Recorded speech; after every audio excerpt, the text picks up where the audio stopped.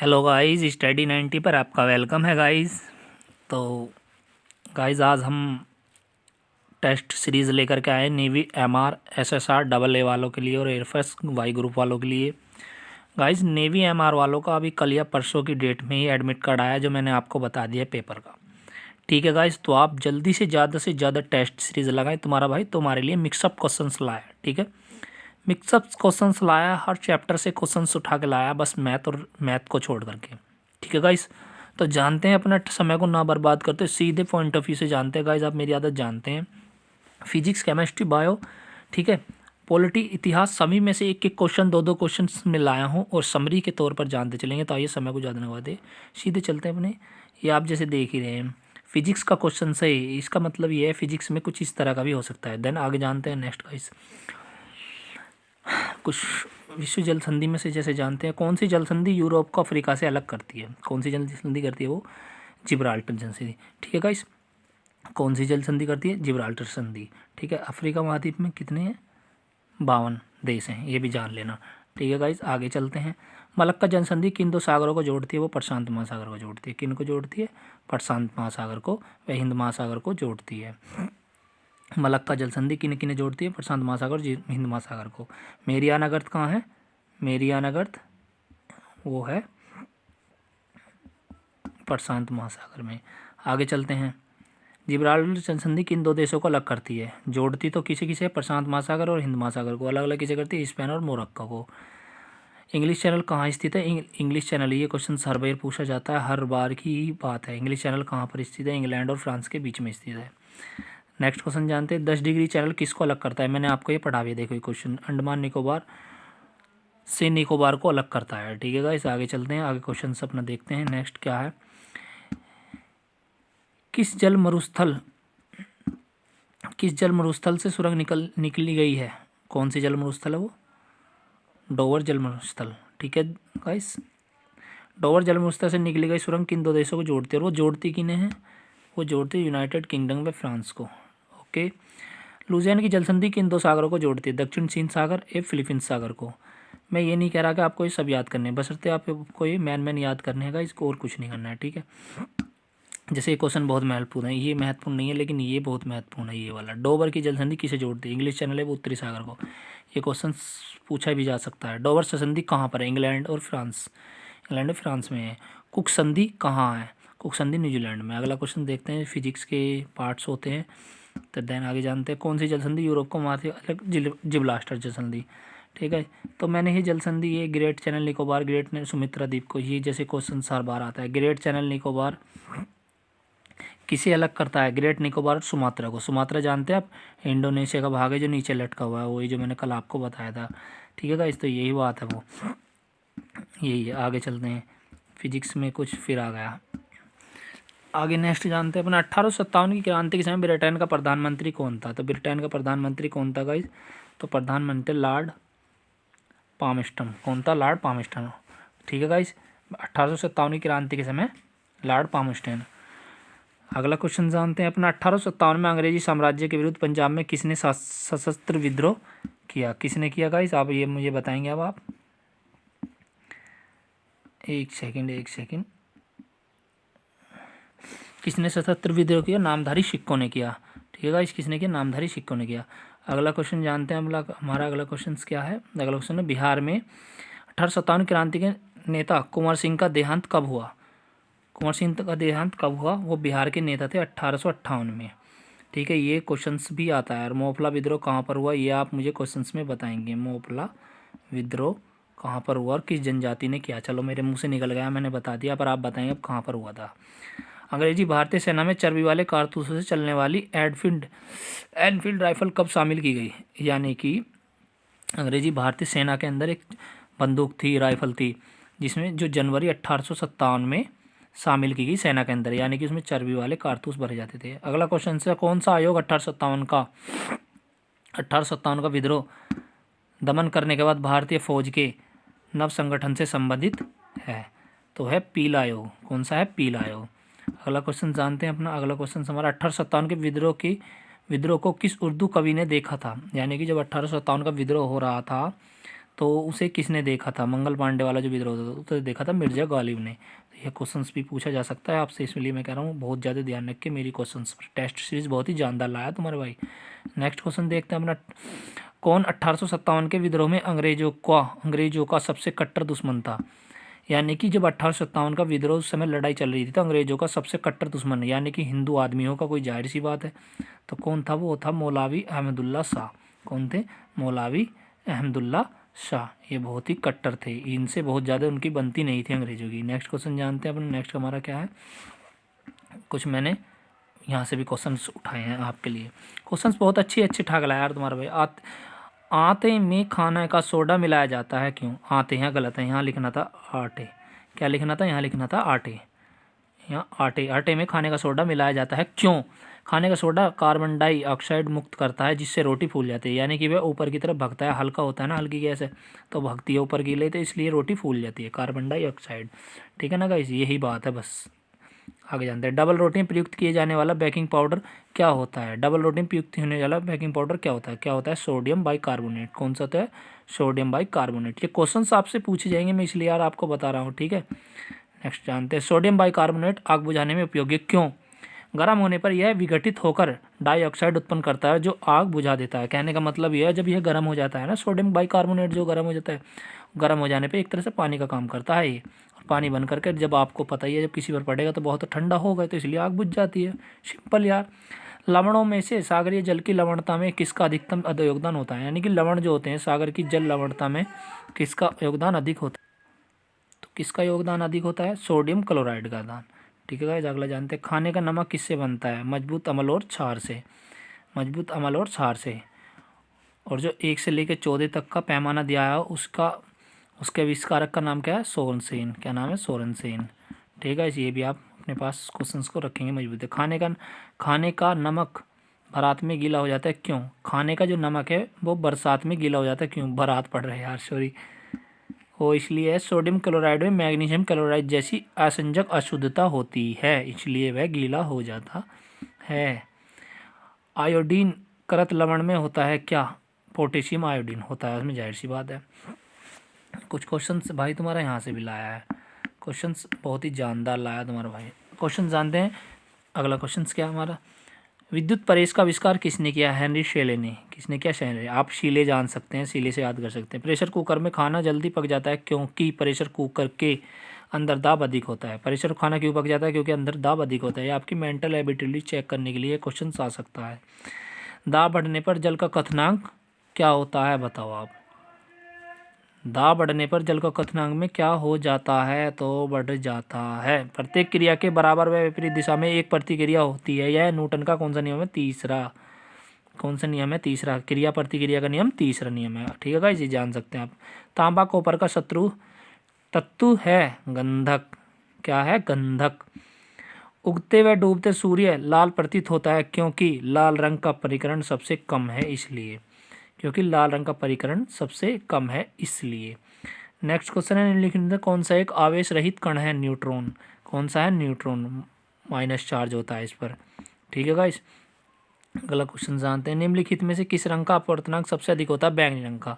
ये क्वेश्चन आपसे आएंगे यार, ये पक्का आएंगे क्वेश्चन में, 1-2 क्वेश्चन। स्वच्छ जल से भरे तालाब की गहराई 3 मीटर प्रतीत होती है। स्वच्छ जल से यानी कि साफ पानी से भरे तालाब की गहराई, कोई तालाब है वो साफ पानी से भरा हुआ था, 3 मीटर प्रतीत होती है। यदि हवा के सापेक्ष जल का अपवर्तनांक 4/3 हो तो तालाब की वास्तविक गहराई क्या होगी? 4 मीटर होगी। क्या होगी? 4 मीटर। अगर वापसी हवा चल रही होगी तो वह गहराई 4 मीटर लगेगी, अगर नहीं चलेगी तो 3 मीटर ही लगेगी।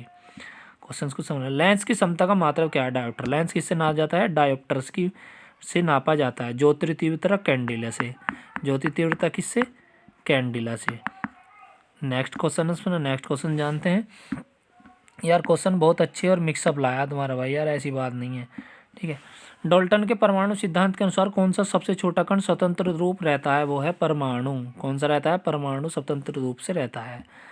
नेक्स्ट जानते हैं। किस परमाणु का रासायनिक व्यवहार निर्भर रखता है?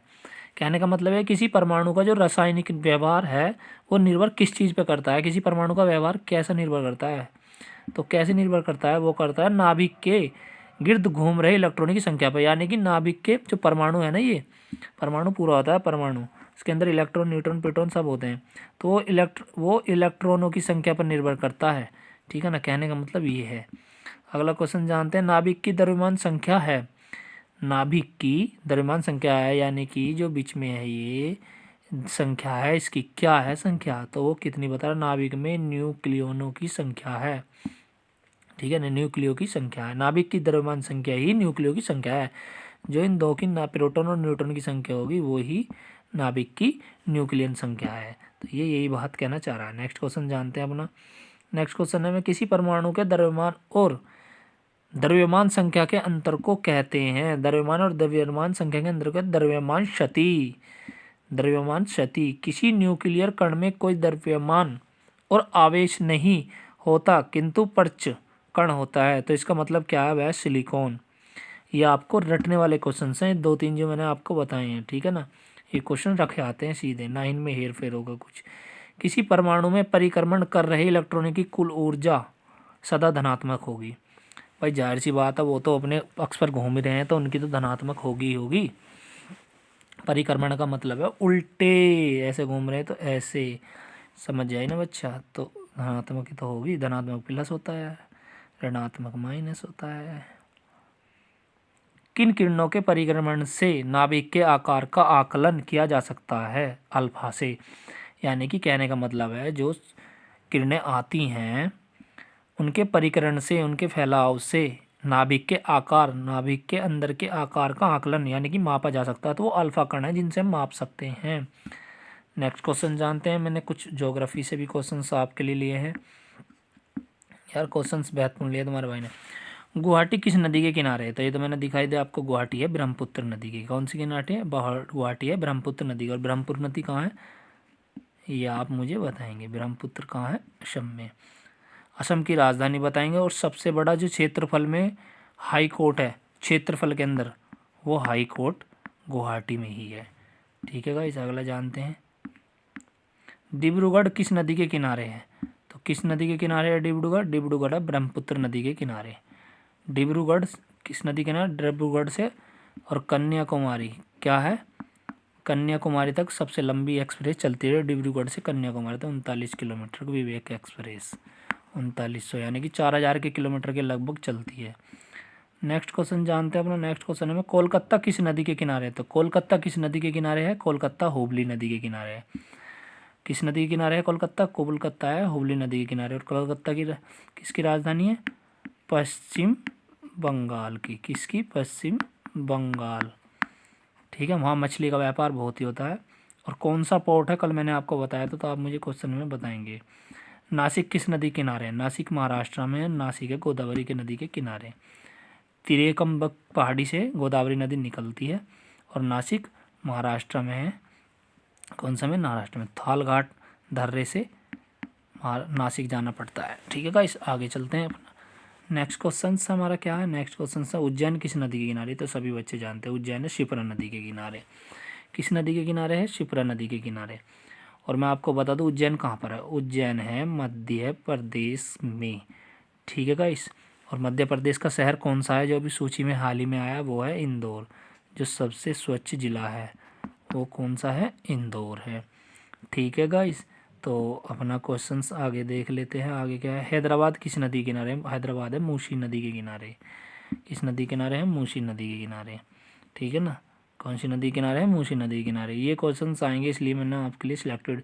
श्रीनगर किस नदी के किनारे, श्रीनगर झेलम नदी के किनारे। किसके किनारे, झेलम नदी के किनारे। यह वही झेलम है जो सिंधु की सहायक नदियों में से एक नदी है। किस नदी के किनारे है, झेलम नदी के किनारे है, ठीक है गाइस।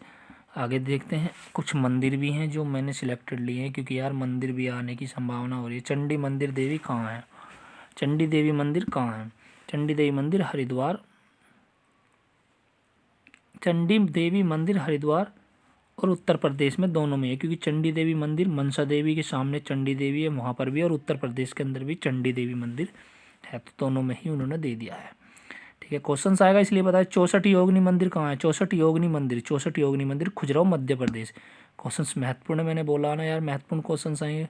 खुजराहो मध्य प्रदेश के अंदर है, ठीक है ना, खुजराहो मध्य प्रदेश के अंदर है, बताने को तो बहुत कुछ है पर, लेकिन यार ये टेस्ट सीरीज है, मैं सिर्फ आपको एक क्वेश्चन की समरी कर सकता हूँ। लक्ष्मण मंदिर कहाँ है? देखो ये क्वेश्चन है नहीं जोरदार, लक्ष्मण मंदिर कहाँ है? तो वह छतरपुर मध्य प्रदेश के अंदर।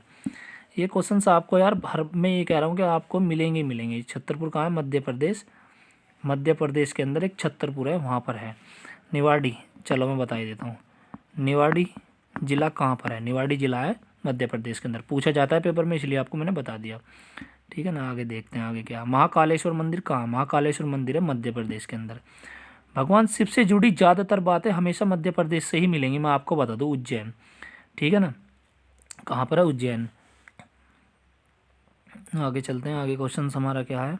दिलवाड़ा का जैन मंदिर कहाँ है? ये भी राजस्थान के अंदर माउंट आबू में है। कहाँ पर है दिलवाड़ा का जैन मंदिर? वो है राजस्थान, माउंट आबू में। कहाँ पर है? माउंट आबू में अंदर है। आगे चलते हैं।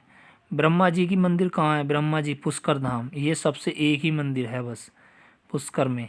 पुष्कर राजस्थान के अंदर है, ठीक है ना। और एक है सोनीपत, वो सोनीपत करा बिहार के अंदर है, जहाँ पर पशु मेला लगता है। तो उस जगह का आप मुझे नाम बताएंगे। हर मंदिर कहाँ है? पटना बिहार के अंदर। कहाँ है हर मंदिर? ये क्वेश्चंस मैंने यार सिलेक्टेड लिए आपके लिए, इसलिए मैं बता रहा हूँ आपसे। हर मंदिर कहाँ है? अगला क्वेश्चन अपना देख लेते हैं। भारत का सबसे बड़ा नदी द्वीप, तो आप सभी जानते हैं असम के अंदर है, माजुली, ब्रह्मपुत्र नदी पर है, जिसका नाम माजुली द्वीप है, और ब्रह्मपुत्र नदी पर है असम में, ठीक है ना। अगला क्वेश्चन जानते हैं। भारत का सबसे बड़ी कृत्रिम झील कौन सी है? गोविंद बल्लभ पंत झील है, रिहंद बांध है जिस पर। नेक्स्ट क्वेश्चन जानते हैं मैंने, भारत का सबसे बड़ा कॉरिडोर कौन सा है? भारत का सबसे बड़ा कॉरिडोर है रामेश्वर मंदिर। कौन सा है गाइस? रामेश्वर मंदिर। ये क्वेश्चन आए हैं, मैं इसलिए आपको बता रहा हूँ। भारत का सबसे बड़ा प्राकृतिक बंदरगाह, ठीक है ना गाइस, तो वो कौन सा है? मुंबई विशाखापट्टनम बंदरगाह। कौन सा है? विशाखापट्टनम बंदरगाह। भारत का सबसे बड़ा प्राकृतिक बंदरगाह, मतलब कहने का मतलब है जो अपना आप बने होते हैं उन्हें प्राकृतिक कहते हैं, और जो बनाए जाते हैं उन्हें कृत्रिम कहते हैं। नेक्स्ट क्वेश्चन देख लेते हैं। भारत का सर्वोच्च सम्मान, वो तो आप सभी जानते हैं, रत्न, क्या है? रत्न सम्मान, ठीक है ना भाई। कौन सा सम्मान है? रत्न सम्मान। द्रोणाचार्य किसको दिया जाता है, जरा मुझे ये बताइएगा। चलो मैं एक बार बता दूँ यार, आप क्या कहोगे? फिर भाई ने बताया। 1885 में द्रोणाचार्य पुरस्कार दिया गया था। अर्जुन पुरस्कार दिया जाता है जो शिष्य होते हैं, और द्रोणाचार्य पुरस्कार दिया जाता है जो शिष्य के गुरु होते हैं उनको।